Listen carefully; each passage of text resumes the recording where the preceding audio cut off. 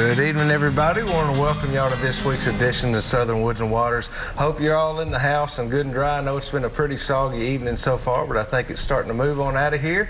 Now, I've been over at the NWTF National Convention all day long over at the Opryland, and it's been pretty hopping spot over there today. A lot going on. If you guys get a chance to get down there this weekend, I definitely encourage you to do that. But tonight we've got not only a great video series for you, but I'm also joined by some very special guests in the studio that I'll go ahead and tell you guys who I've got in here with me first, and then we'll talk about the video segment. But to my left here, I've got Jared Mills with me. A lot of you probably recognize Jared from Midwest Whitetail, among many other things. But Jared, you're very well known in the outdoor world, and it's great to have you on here tonight. We're looking forward tonight to talking about something new coming up, actually. So it's not what everybody's used to seeing. It's going to be something brand new this year, and I think it's pretty cool, man. It's going to be exciting for you guys to get that going. To your left, we've got Andy Melton with us. We appreciate you being here, and also to his left is David Williams. So these guys were all, again, now the you boys are local, so I know some of you watch tonight know these guys because y'all are more local, and now you call Iowa home, so you have traveled a little ways to get down here this weekend. So great having all of you here. Now to go ahead and get the show started tonight, though, for the video segment tonight, we've got something really neat for that too, and it's going to be pertaining. You know, guys, we've been walking around that room all day, and it's turkey calls all over the place. So what we're going to do tonight is Parker Van Treese is going to be showing y'all how you can build your own wingbone call, and he made this one out of the Thanksgiving turkey this year. So let's go on over and check out that video and see how to make your own wingbone.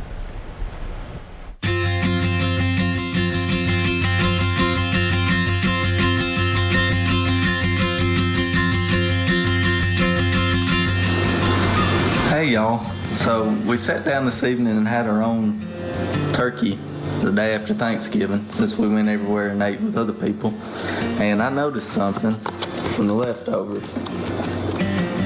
See these three bones, they come out of the wing, and if y'all have been following me, you know I hunt with wingbone turkey calls that I've been making on my own. So this is obviously a domestic turkey, but we're gonna see if I can't make a call out of this Thanksgiving turkey. I figured make a cool story if nothing else. I've got some water over here boiling with dish soap and borax in it.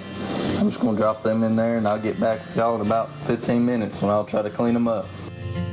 It's been enough time. Usually I take longer with a wild turkey to get all the fat and everything rendered down, but we're gonna see if I did it long enough. I'm gonna clean these bones up.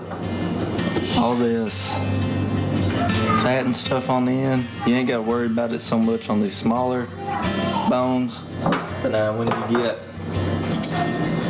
to the big one, whatever don't come off by hand, take your knife and you scrape it off. The meat comes off this fresh out of the water. You'll clean them up, them looking like something. Like I said, on the end it don't make as much difference because you don't use the ends once you cut it off. Alright, so I've got them cleaned up pretty well. I noticed that they are a lot softer than the wild turkey bones. I don't know if that's because they were cooked once before, or if it's just because it's a domestic bird. Now I'm using a Sawzall. It's awful hard on these bones. It's real easy to mess up if you go too fast. So I'm gonna start out with a middle-sized bone right here. You wanna cut it close to the ends. You can always make it shorter to get a different tone later on down the road. So I'm gonna cut it pretty long right now, and we're gonna see. But now you gotta be real careful if you use a Sawzall to cut it, because it will shatter the bone if you ain't careful.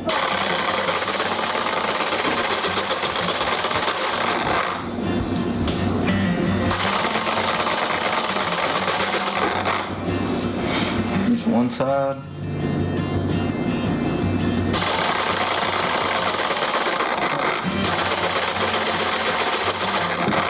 There's both sides. Now once you do that, you see all that marrow in there? take it over here to the sink and you just blow all that stuff out. This big end right here, that's going to be the end of your call, the trumpet side. So you're going to want to cut it crossways at the biggest point, whichever way that'll end up being. So like right through here. Then you want to cut it also at the smallest point. See where it tapers down right about here is where I'm going to cut the second one. There we go. You see it has a whole lot more marrow in the end. I'm going to take these pieces over here to my pot of water that is now boiling, and that will line up to be our turkey call. That's what our turkey call look like. Okay, so I finally got these smaller bones cleaned out pretty well.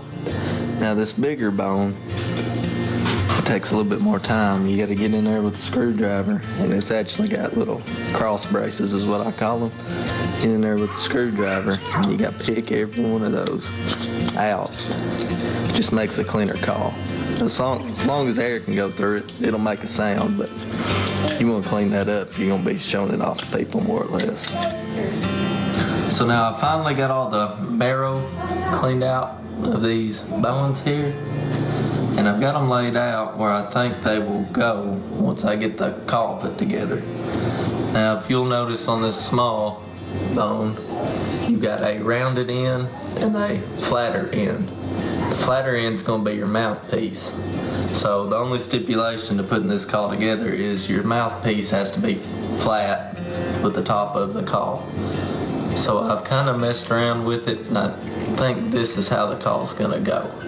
Now they will not go together just yet without some fitting, so I've got to sand the bone away. You don't want to force anything because the bone will crack if you are not careful.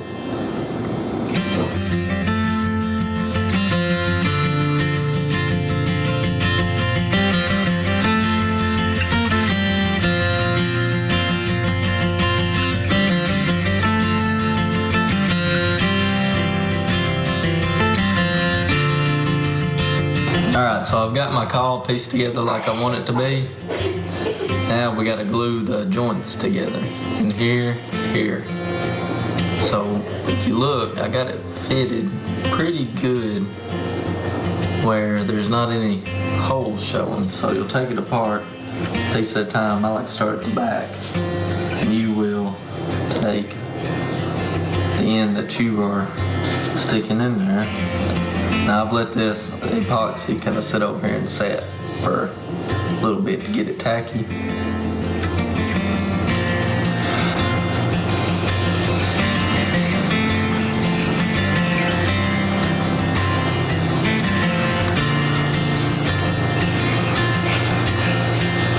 Take your epoxy and just fill in all the holes.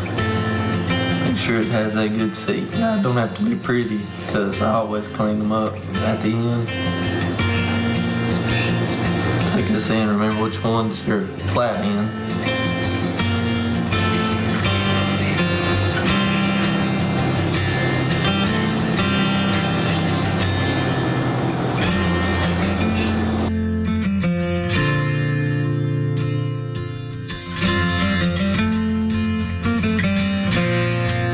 It has been about 12 hours since I glued this up last night.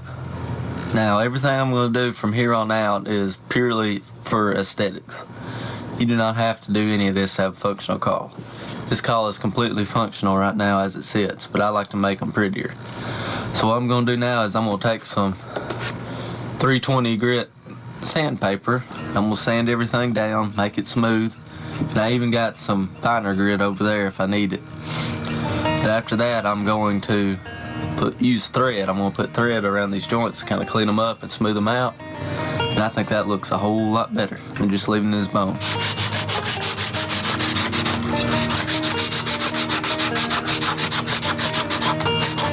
So now the next step is to take some all-purpose thread. I like using black, but I guess any color would work.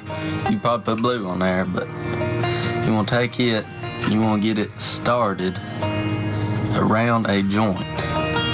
Now you can take it and tie a knot in it. It's just The knots don't really hold, so if you take it and wrap it around it a time or two, and then on top of that, you want to go ahead and put a little super glue so it'll hold it. So you can start then wrapping it. Now, if you don't get super glue all over you, ain't doing something right. Okay, start it hold. You just take it and you wrap it. You see, I just smoothened out the joint on this caul in between the two pieces. And now to finish it off, you're gonna take your super glue and hold that tight and take your super glue and just dot it right where that ends. And now, like I said, I'm gonna get this all over me, but you smoothing it out and wait for it to harden. And once it does, you can take your scissors and just cut it. You take your super glue again, just put it all over this joint so nothing comes undone. All right, see how shiny it is now? We're gonna wait for that to dry, then I'm gonna start on this back end.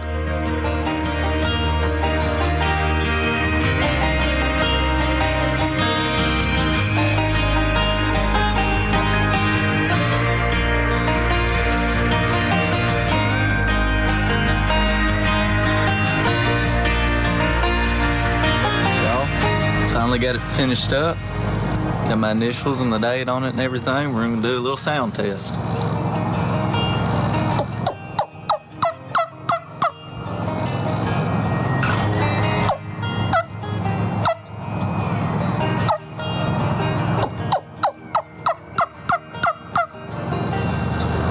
Don't sound too bad, especially coming from a Thanksgiving turkey.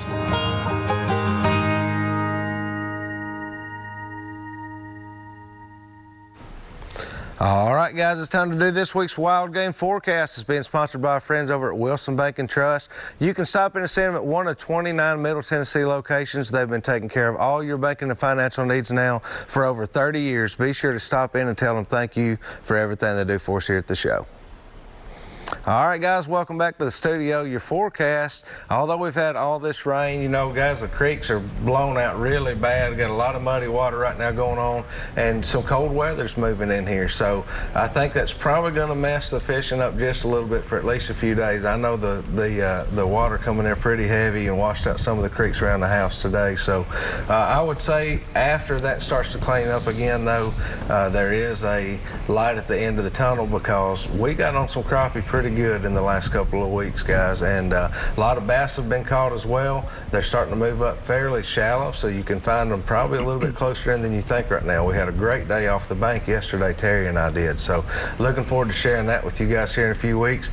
And on the turkey side of things, I've heard some good reports of birds being grouped up together now, gobbling, some strutting activity going on, guys. It's that time of year. People think it's too early, but it's not. It's that time of year. It's when it's supposed to be happening, so good things happening in the turkey woods as well in the forecast, so looking forward to that as well. Y'all keep up with us on Facebook and follow us there. We'll give you live updates all the time on what we're doing, whether we're out fishing or hunting. And also check us out at swwtv.com. You can find links to all of our sponsors there and all of our past episodes. We're going to get ready to take a quick break, and I'll be right back with this week's Pictures of the Week and some more Southern Woods and Waters.